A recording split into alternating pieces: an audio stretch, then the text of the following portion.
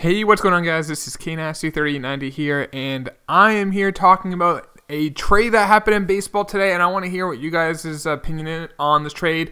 I'm going to give you guys my opinion on this trade, because it's a pretty big trade, at least in terms of name, as it's Andrew McCutchen was traded from the Pirates to the Giants. Now, I put a poll on Twitter. I asked you guys, who do you think won the trade? The Pirates, the Giants, or you thought it was an even fair trade? 89 of you guys voted. I only have the poll up for an hour. Now, if you guys want to be in a future poll on one of these, I'll try to do this whenever there's a big move in baseball. So I'll have a link to my Twitter down below in the description. I'd always want to see your thoughts and opinions on these trades. You guys overwhelmingly said 60% of you boys thought the Giants won the trade. They got Andrew McCutchen. And I'm kind of torn about who I think should have or could have won the trade. And I'll get to that in a minute. So real quick, I'm on MLBTradeRumors.com, and here is the trade. So Andrew McCutchen was traded to the Giants with cash considerations, about $2.5 million.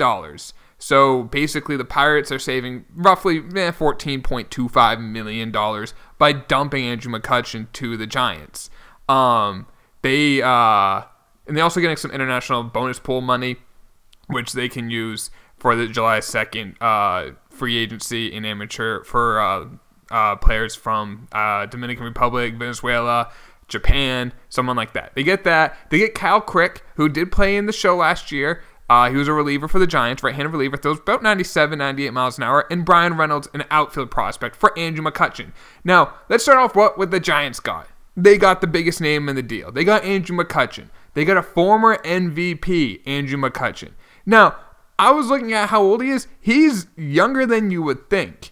I believe he is 31. He is 31. He just turned 31 back in October. So he's not that old. He's been in the bigs for a while. However, the reason why I feel like he feels older than what his age is because his game is deteriorating in aspects that you would associate with him. Because he was always a good power, speed, average, get on base. He was basically a five-tool player and could play really good defense. That's why I won the MVP in 2013. So here are some of his stats. Ever since he was 24 years old in 2011, he has hit 20 home runs. He has over 170 career stolen bases. Even in the last 3 years, he has a total of 28. So that's not really part of his game anymore. He still gets on base, but I want you guys to remember, the Giants, the Andrew McCutchen they're getting is not the McCutchen you may be thinking of.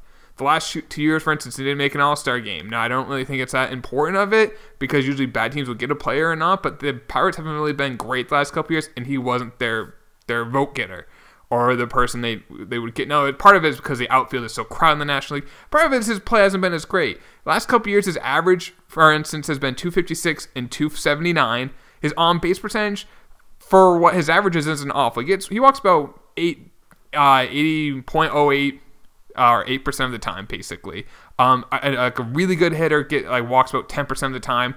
Joey Votto walks like almost 20% of the time. That's unheard of. That's why it makes Joey Votto so good. But he's still hitting home runs. He's still 24 and 28 the last 2 years. Career high was 31. That was back when he was 25. That year, for instance, he hit 327. I mean, for 3 straight years, he hit over 310, had an on-base percentage over 400, and slugged over 500 with an OPS over 900 all 3 of the years. His OPS in the last 2 years, hasn't been above 850. So keep that in mind. That's the McCutchen you're getting.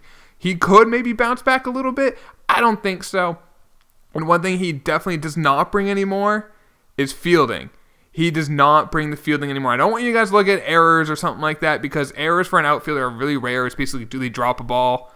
That's an error. How often does that happen? Or do they boot a ball in the outfield where the guy gets an extra base?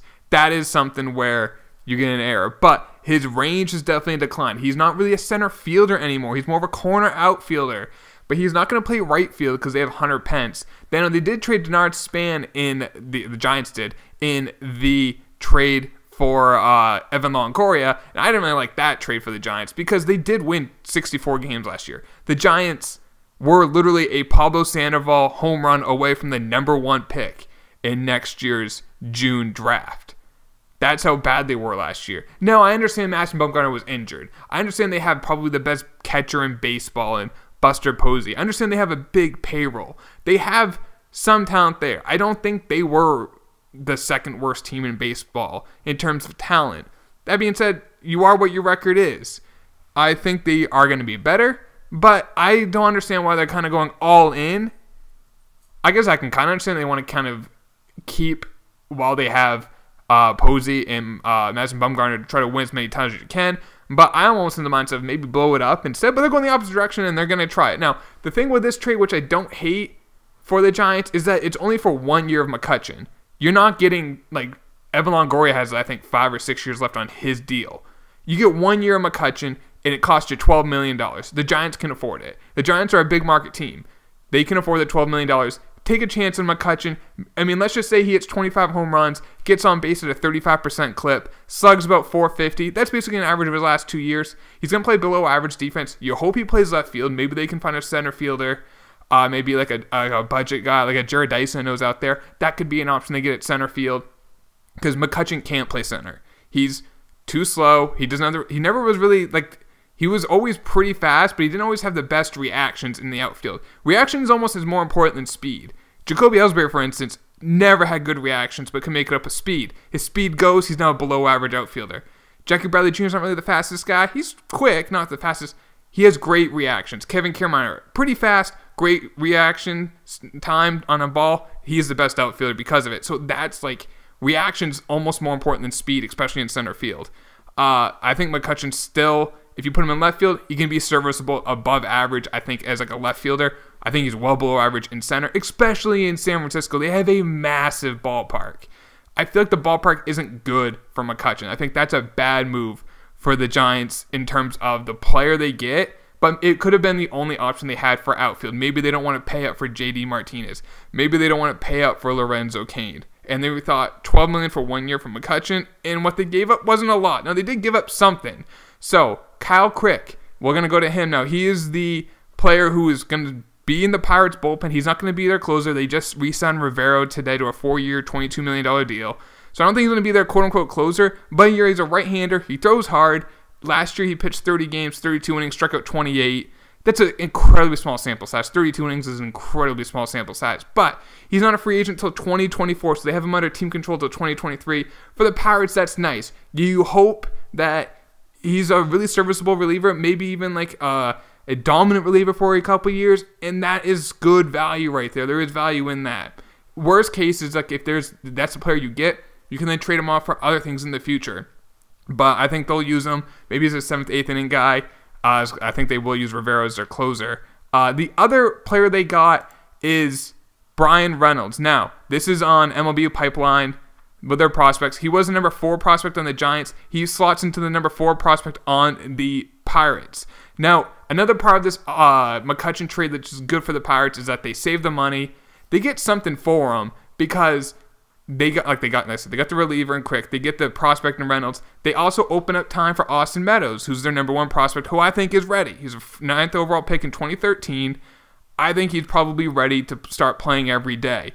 Where was he going to play? They had Marte, they had Polanco, and then McCutchen. They move McCutchen. They can put Meadows in center, or they can move Marte to center and put Meadows in left. So they have those options. So I think they want to get Meadows playing time. Getting rid of McCutchen, only had a year left in his deal, made sense. And also, I don't think if they let him, like maybe people are thinking for McCutchen, if they just let him walk and try to get off from a qualifying offer, next offseason they can get at least a compensatory round pick. I'm not certain he would that he would not accept the qualifying offer from the Pirates or whatever team the Giants can offer to him in this offseason. It's almost about $18 million, $19 million of the qualifying offer. Next offseason, there are some huge names, especially in outfielders, for free agents. Bryce Harper's there. I mean, Machado's not an outfielder, but he's a third baseman, shortstop.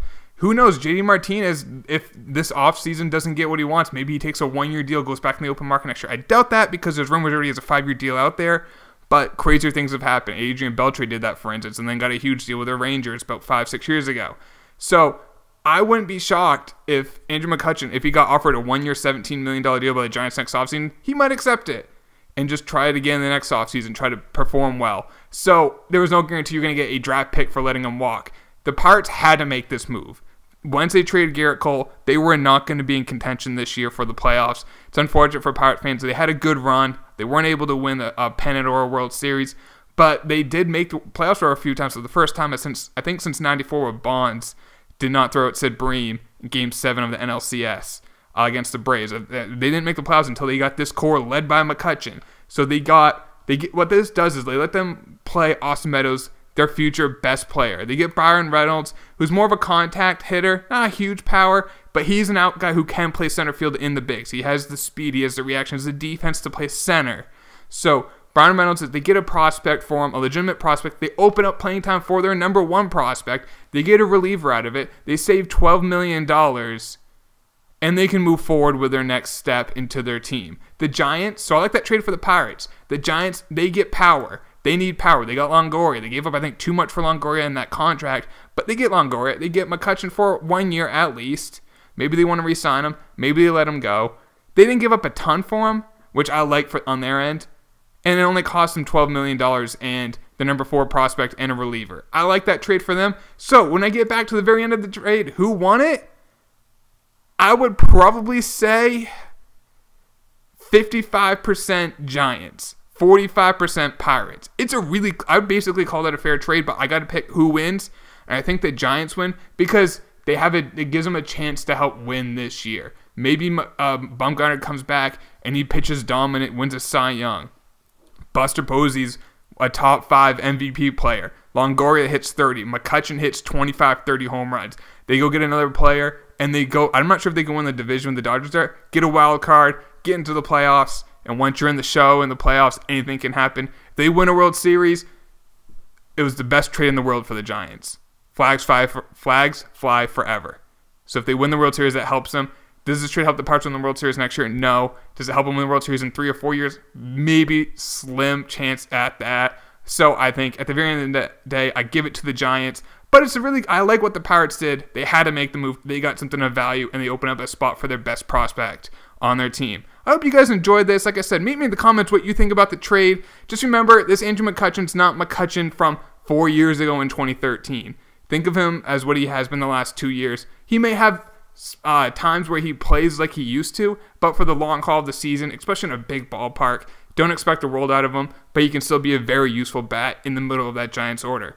But that's it for the video, guys. Hope you enjoyed it. I'll talk to y'all later. Take it easy. Peace.